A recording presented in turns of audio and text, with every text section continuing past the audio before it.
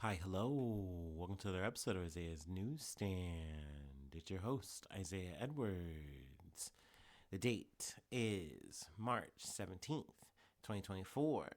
Hopefully, this episode finds you well in good spirits and high hopes. As for me, I'm doing pretty good. I guess I should say happy St. Patrick's Day. All right, woo. I'm honestly not doing anything special for my day. I did wear a little bit of green so I didn't get pinched when I went to the grocery store today. Actually, grocery stores today, and I still had some hiccups. But overall, it was a good weekend, good day. Let's see here. Let me go ahead and rewind back to last night. So, initial plan was yet again, I was supposed to have a lazy Saturday, not do anything. But a homie hit me up and was like, hey, you want to come to Northside? You want to do some Northside hangs? And I was like, yeah, let's do it. So that was fun. I got to try a new restaurant, which was kind of very timely because I was planning on eating a burger and fries anyway for dinner. So we went to a place called Tickle Pickle, and it was my first time there. And I got to say, I love the vibe. It was one, you had me at burgers, so that's fucking dope. But two, the burgers are the burger. There's burgers, there's vegan options like little sandwiches, stuff like that. They have like picnicky type of sides as well that you can get, like coleslaw, which I got some of that, potato salad. Um, it was really good. Oh, but I want to say the little I don't want to say not gimmicky, but like kitschy thing that they do is that the burgers are all like little signature burgers, like named after a artist or a band. So the burger I got was the Hamstein, and it was a hamburger on a pretzel bun with cheese, bacon, and sauerkraut on it.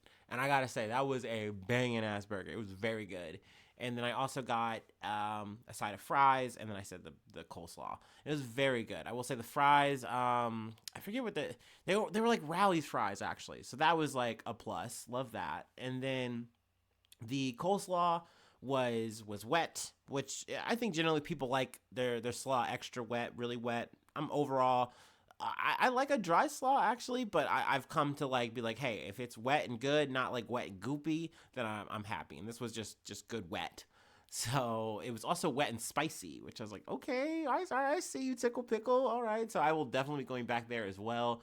Also, they sell like milkshakes and things of that nature. So yeah, I mean, I should have been going back. I should have been going here. I don't know things, but granted, I eat so many burgers like nowadays at home that it's kind of hard for me to want to go out and eat a burger. So that was a nice little experience. Like I feel like the last time I've done that might have been like Red Robin, and like Red Robin's kind of become like very much Applebee's food. Like I mean, maybe it always has been, but I don't know. I'm not as big on it as I used to be. Let's see. So, since I'm yapping about myself, like I said, I did a little bit of an extra extended grocery shopping situation this afternoon, well, morning. I went to Meyer because I wanted to get some like wash rags. I needed pillowcases, kitchen towels, stuff like that. So I was like, okay, I can just go to Meyer, do my grocery shopping there while I'm there, whatever. So I do that, and overall it was fine. I still wound up though having to pick up a couple other items. I was like, fine, I'll go to Kroger anyway. But then by the time I got home, I realized forgot to get lunch meat for the week, so that's like whoopsie. But that's fine. I normally just use lunch meat for salads. And then the one of the main reasons I went to the Meyer was the pillowcases I got. They were too small. But in my defense, the pillowcases I saw were, I mean, at least that scene within like the range I wanted to pay for a pillowcase. There was the one I got for like $4 each was a travel pillow, which I was like, I feel like that's kind of what mine is, but they didn't show the size. The other one was like the size of a body pillow, which was like $8. Which I mean, I don't know, I don't buy a lot of pillowcases, but I was like, I feel like I can just make it work with these travel ones. And then I get home and I open them up, and I'm like, this doesn't even fit half a fucking pillow. So that's an L on my part. That's a my bad. Maybe in a couple weeks I'll go fix that. But I mean, overall, pretty good grocery run. Not too bad. But yeah, there you go. We're caught up on all my Joneses. Also, it's been nice too. I've been like whenever I've been kind of going to Northside, I've been taking the opportunity to watch some Curb Your Enthusiasm, and oh my gosh, that show has me dying. Because I'm a Seinfeld fan, so naturally this is just right up my alley. And I mean every episode is just like it's great. It's so good. So yeah, that's where I'm at. That's where my head's at. It was really good to get out. I feel like I needed that for the week more than I probably would have admitted. But yeah, so it was good. It was nice. So let me go ahead and do my startup, and then we'll get into some real news, some real happenings around the world.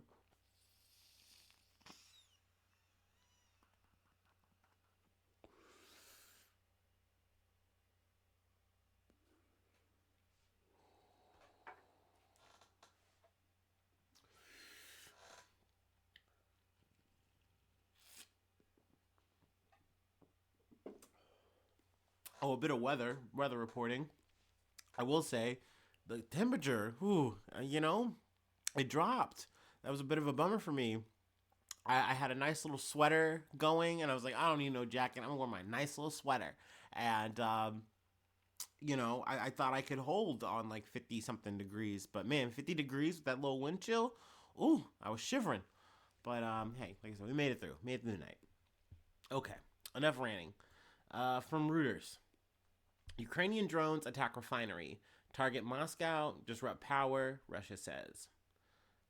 Ukraine launched 35 drones at targets across Russia that sparked a brief fire at an oil refinery, took aim at Moscow, and disrupted electricity supplies in border areas, Russia said on Sunday, the last day of its presidential election. Hey, another election on the books. Though I will say this one's kind of automatic. We're talking about Vladimir Putin over here. Jeez, I mean he's been president for a very very long time. But let's continue. Moscow has accused Kyiv of election sabotage with days of strikes on Russian infrastructure, one of the most sweeping air operations on Russian territory since President Vladimir Putin ordered the invasion of neighboring Ukraine 2 years ago. Let's see here. I'm trying to think what else I wanted to pull. The fire at Slavansk refinery in Kronoskdar was extinguished, and there were no casualties as a result of the fire. Although preliminary information indicated one person had died of a heart attack, the administration said. Let's see. I kind of wanted to jump to another article, just kind of since we're on the topic now of, Putin and the elections. From the Independent, Putin's party hit by cyber attack as armed Russian troops oversee voters in occupied Ukraine. Russia's governing party said it was hit by a cyber attack on Saturday, the second day of the presidential elections, as the Kremlin accused Ukraine of trying to disturb the voting process to curry favor with its Western allies. The ruling United Russia Party, for which Vladimir Putin acts as its de facto ruler, but is not representing in these elections, claimed it faced a widespread denial of service attack, a form of cyber attack aimed at paralyzing web traffic, and had suspected non-essential services to repel it.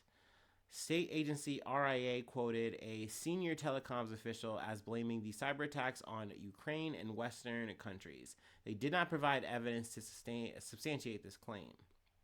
It proved the latest in a string of Russian claims that Ukraine and its Western allies were trying to disturb the presidential elections, which are widely viewed as rigged to ensure Putin resumes office for a fifth term. Okay. I wasn't sure if it was like a fifth or sixth. I know he's been in power for a very long time. On the second of 3 days of voting, the Russian Foreign Ministry said Kyiv had intensified its terrorist activities in connection with the election to demonstrate its activity to its Western handlers and to beg for even more financial assistance and lethal weapons.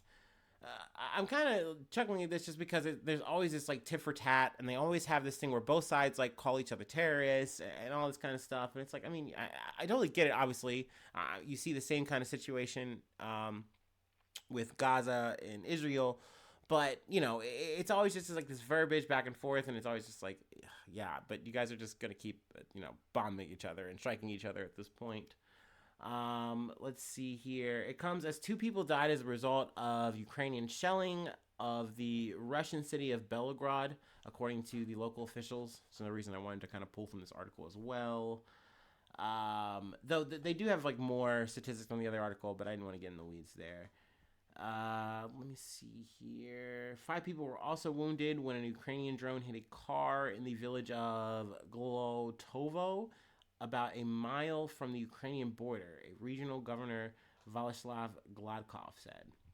Also, in terms of like the voting disruption, it's been reported that like people have either been vandalizing, like either with like arson or like putting in dye into like the ballot boxes to fuck with the election. But truly, I feel like it's some kind of protest. I mean, from the Russian line of it, they're saying, hey, this is all like, Ukrainian separatists or what have you. Also in in Russian controlled zones in Ukraine, they are, having these elections where you're literally having like troops come by and like a Russian official, saying like, hey, like, here you go, you can vote. Like, so either people are either answering the door and voting, or they're just like not answering the door. Let's see. I mean, there's also some other things I've heard from like the BBC where it's like, I think like Estonia or something like that. Like people are like crossing the border to vote. I mean, these are just, slews of stories in this whole little, election arc that is in Russia. I do think more or less it's sewn up, kind of like we said at the start of this. More or less it's going to be Putin pretty decisively. Any, counter pick that had any kind of potential chance never got a chance to even really get on the ballot. So, it's more or less just a bunch of duds and Putin. So, that is what it is. But, I still feel like it's news. So I figured like, hey, we can go ahead and call it and, go ahead and talk about it. And, with the drone strikes, just lump it all into one thing. All right. Let's go ahead and move on to the next beat. Get out of Ukraine and Russia. From CNN. Fire devastates historic studio in Hollywood on the Nile. A major fire ravaged the 80-year-old iconic Al Haram studio in Cairo, causing extensive damage and spreading to adjacent buildings on Saturday morning, according to the Egyptian state news website Al Haram. The fire, which took firefighters over 5 hours to extinguish and prompted an evacuation of nearby residential buildings, erupted just hours after the completion of filming for a Ramadan television series, Al Haram added. The studio was destroyed, including decorations, wood, places designated for photography, and corridors, the report said. Videos circulating on Egyptian media sites show the studio site and the buildings around it fully affected by the fire. No fatalities have been reported, and several injured were transported to hospitals for treatment, according to state media. So that's, the good part. No one was really hurt, or at least, no loss of life, I should say. Let's see. Egypt has long dominated the Arab film industry and has been dubbed the Hollywood on the Nile, producing international stars like late actor Omar Sharif and late acclaimed director Yusuf Shaheen. Founded in 1944, Al Haram Studio has been the cornerstone of its film and television industry, housing 3 production stages, a screening room, and an editing suite across its 27,000 square meter campus. The studio has been instrumental in producing countless Egyptian films and television series, marking it as a significant cultural asset.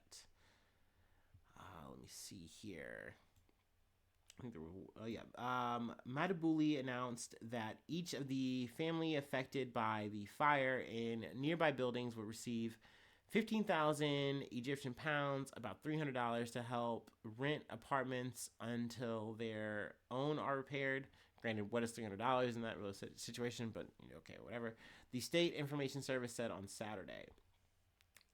Madbouli is the Egyptian minister, Mustafa Madbouli, and it felt like I should mention that part. Now, in terms of what the fate of the studio is, I'm not sure.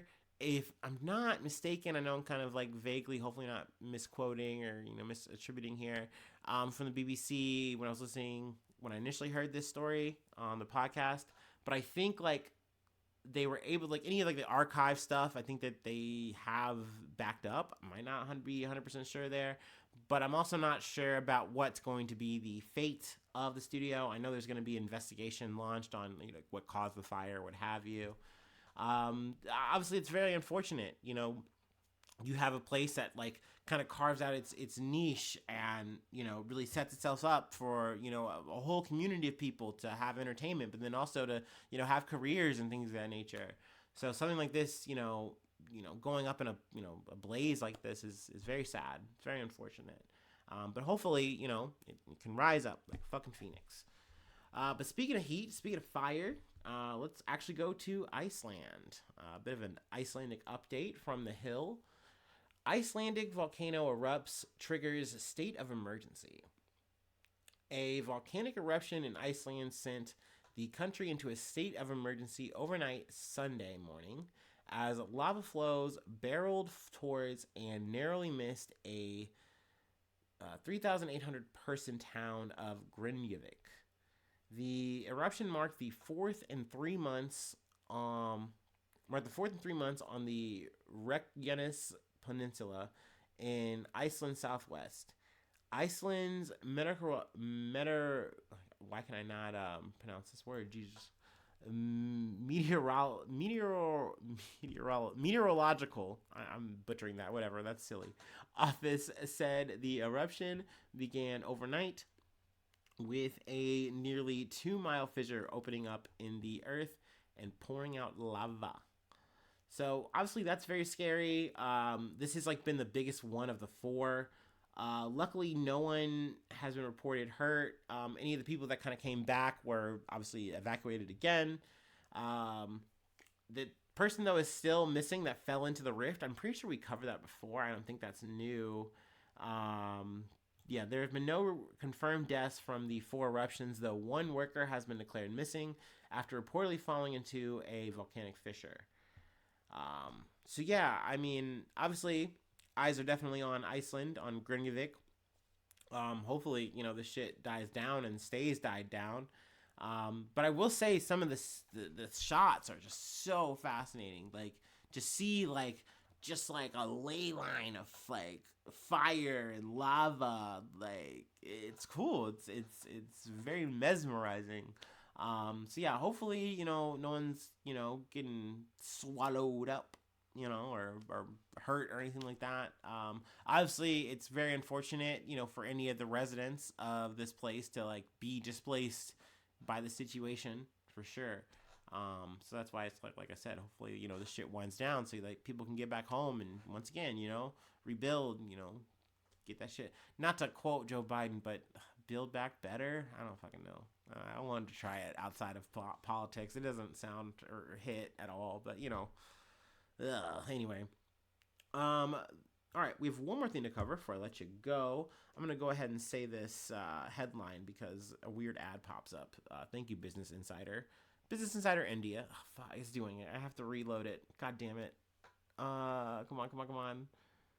Okay, a manager at a Pennsylvania Wendy's invented a fake employee and pocketed wages of $20,000, police say. All right, let's scroll down a little bit, and I'm going to go ahead and take my break, and then we'll finish this out. We'll get our order.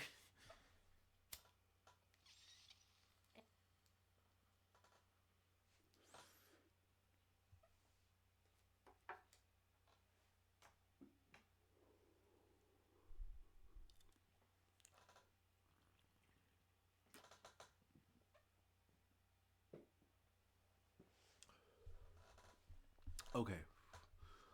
Ooh. A former general manager of a Wendy's restaurant in Pennsylvania, who police say made up a fake employee who she could so she could pocket their wages, has been charged with theft by deception. Linda Johnson created a ghost employee named William Bright, whom she clocked in and out at the outlet she managed in Lancaster. Lancaster, I'm sorry. Where am I? The Manheim Township Police Department said last week. Johnson kept up the scheme for close to a year, during which time she manually logged in 128 shifts for the fake worker who was paid $19,898 between June of 2021 and May last year, the police department said. Multiple employees said they could not recall ever working with someone called Bright, police said. Well, duh, he didn't fucking exist. Duh, good detective work. Good job. In April, Johnson admitted to a police officer that she added Bright as an employee and created shifts he didn't work. Let's see. And then the paychecks, the police said, were deposited into her Cash App account. The restaurant's insurer paid out almost $16,000 for the incident, Lancaster Online reported. So, hey, at least Big Wendy's got their food, or got their money back, I should say. Johnson was charged with one count of theft by deception on July 7th, and a criminal case was filed a week later. At the time of the Manheim Police Department's release on July 20th, Johnson's whereabouts were unknown, and the department made an appeal for the public for any information. Wendy's didn't immediately respond to a request for comment from Insider made outside of normal working hours. So, this is a little bit of an older story, but hey, we'll just mark it as old news a little bit, July 28th. But yeah, I thought this was an interesting story, an interesting grift, a little bit of a scam there. I mean, there's ghost kitchens. I remember that doing my DoorDash days, but I've never heard of a ghost employee. But I've never been a manager like in any kind of like retail situation, so I understand that gives you like a lot more access to just power. Obviously, you're not supposed to abuse that, and obviously, it sounds like you're rooting for this. Like, what are you, pro crime or something? Yes. No, I don't know. At the end of the day, look, obviously, don't do scams, don't do crimes and fraud. It's gonna fucking catch up to you eventually. Obviously, this shit wasn't like easy to bust. At the end of the day, this person made a whole ass invisible employee that was clocked in and out over years. That's crazy that this went on for this so long. And finally shit came to roost. So yeah, I mean, this came down my feed. Gonna be full disclosure here. I didn't realize until just now that was so old. But hey, we're doing a little old news today to close it out for filler. But I don't feel like I gouged you here, because technically that's our fifth story. Okay, whoops, oopsie, my bad. That's the episode. We're gonna call it there.